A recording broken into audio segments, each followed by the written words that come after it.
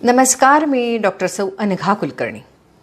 माझ्या चॅनलवरती मला एक कमेंट नेहमीच बघायला मिळते, म्हणजे प्रेग्नन्सीमध्ये बाळाची वाढ चांगली होण्यासाठी काय करायला पाहिजे आणि प्रेग्नन्सी राहण्यासाठी काय करायला पाहिजे. यासाठी आपले यापूर्वीसुद्धा आपला व्हिडिओ आहे, तो तुम्ही बघून घ्या. आज हेल्दी प्रेग्नन्सी तुमची आहे की नाही हे तुम्ही कसं ओळखाल, हा आज आपल्या व्हिडिओचा विषय आहे.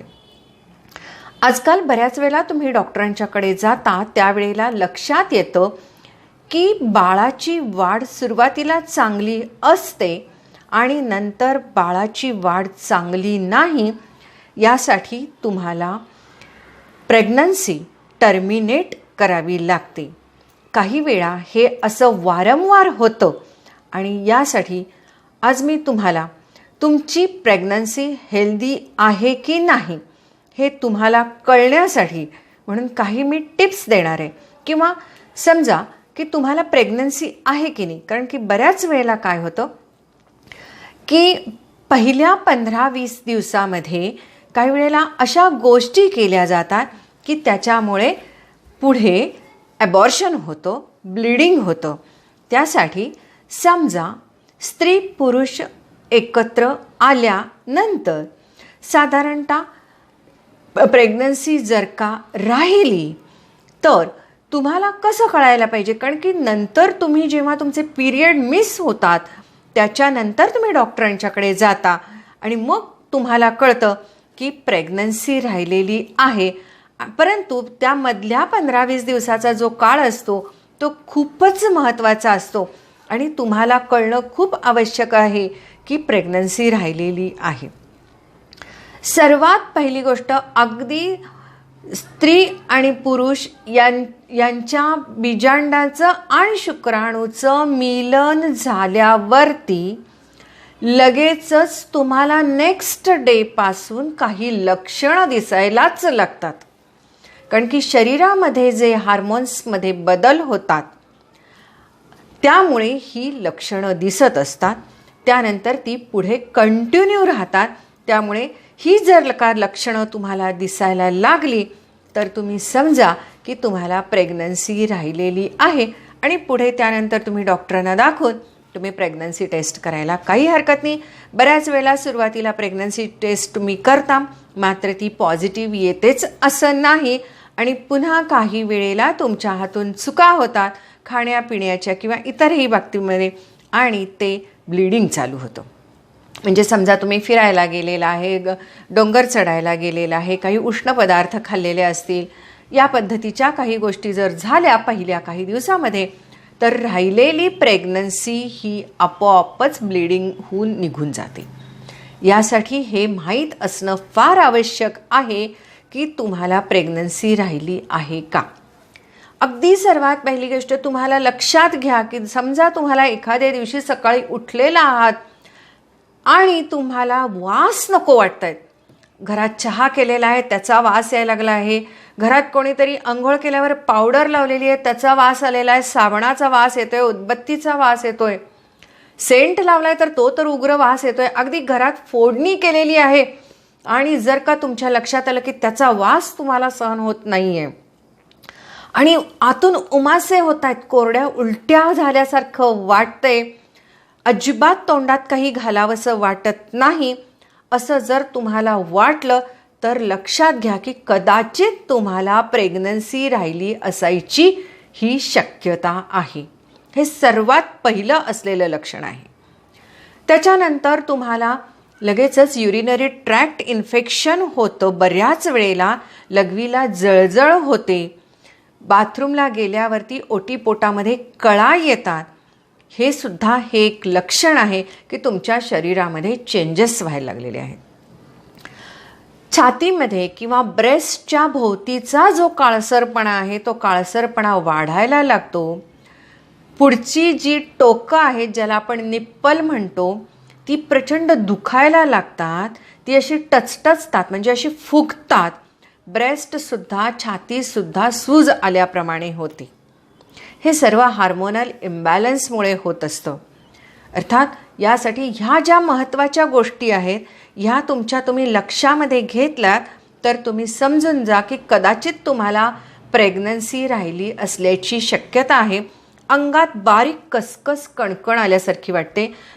तो ताप तर नसतो, परंतु नेहमीपेक्षा तुमचं अंग इतरांना सुद्धा गरम लागायला लागतं.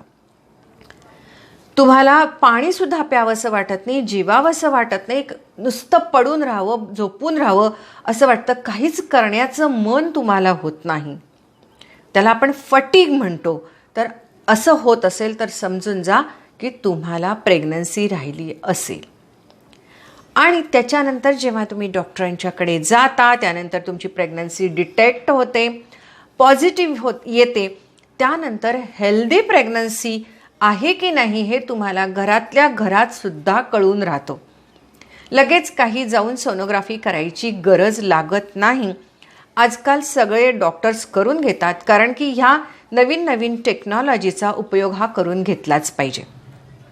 कारण की बऱ्याच वेळेला असं होतं की 5व्या महिन्यानंतर तुम्हाला कायद्याने म्हणजे साधारणतः 20 आठवड्यानंतर तुम्हाला कायद्याने प्रेग्नन्सी टर्मिनेट करता येत नाही. तसंच विशिष्ट काही आणि तुम्हाला क्युरेटिंगसुद्धा करता येत नाही. यासाठी वरचेवर सोनोग्राफी करून डॉक्टर्स बघत असतात बाळाची वाढ चांगली आहे का नाही, बाळाच्या मेंदूची वाढ चांगली आहे की नाही, हाडाची वाढ चांगली आहे की नाही, त्याच्या पाठीच्या कण्याची वाढ चांगली आहे की नाही, त्याच्या हृदयाची वाढ चांगली आहे की नाही, हे डॉक्टर्स बघत असतात. हे अल्ट्रासाऊंडनी करून बघत असतात, रक्त तपासत असतात. तुम्हाला हायपोथायरॉइडिझम हायपरथायरॉइडिझम आहे का बघत असतात, डायबिटीस आहे का बघत असतात, रक्तदाब तुमचा योग्य आहे की नाही हे डॉक्टर्स बघत असतात. मात्र घरच्या घरीसुद्धा आपल्याला प्रेग्नन्सी हेल्दी आहे की नाही, बेबी ह्याची वाढ चांगली आहे की नाही हे समजू शकतं. तर सगळ्यात मोठी इरिटेटिंग गोष्ट म्हणजे तुमच्या बाथरूमच्या जागेतून वजायतनातून सातत्याने स्त्राव म्हणजे व्हाईट डिस्चार्ज व्हायला लागतो. ब्रेस्ट तुम्हाला सांगितल्याप्रमाणे घट्ट व्हायला लागतात, त्यातून बऱ्याच वेळेला पाणी बाहेर यायला लागतं, हात लावला तरी दुखायला लागतात, ओटीपोड वाढायला लागतं, स्ट्रेच मार्क्स येणार असतात, खाली बेबी बंप ज्याला म्हणतो आपण म्हणजे ओटीपोटाचा आकार हा गोल गोल व्हायला लागतो. अन्न खाल्लेलं सुरुवातीच्या 3 महिन्याच्या काळामध्ये पचत नाही, मात्र त्याच्यानंतर अन्न पचायला लागतं, भूक सारखी सारखी लागायला लागते, वासही यायचं हळूहळू कमी होतं.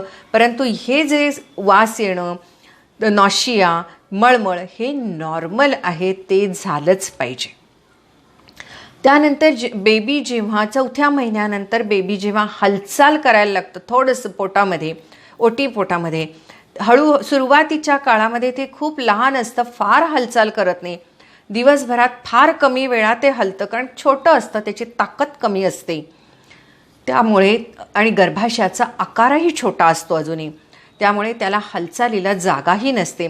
हळूहळू जसं ॲमनिओटिक फ्लुइड किंवा सॅकमधलं गर्भाशयाच्या आतलं बाळाच्या भोवतीची जी सॅक असते त्या सॅक भोवतीचं जसं पाणी वाढत जातं, सॅकमधलं पाणी वाढत जातं, तसं बाळाला हालचाल करायला जागा मिळायला लागते आणि बाळ मोठं मोठं व्हायला लागतं, हालचाल करायला लागते, त्याची ताकदही वाढत जाते.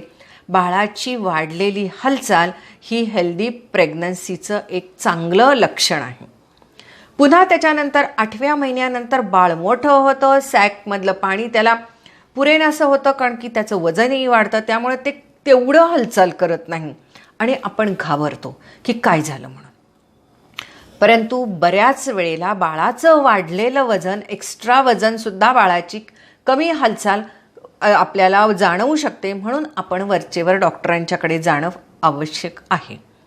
त्याचप्रमाणे तुमच्या हातापायावरती जर का सूज येत असेल सुरुवातीपासूनच, तर लक्षात घ्या की कदाचित तुमच्या ब्लड प्रेशर तुमचं हाय होते, रक्तदाब तुमचा आणि डायबेटीस या दोन्हीही गोष्टींवरती लक्ष ठेवणं फार आवश्यक आहे.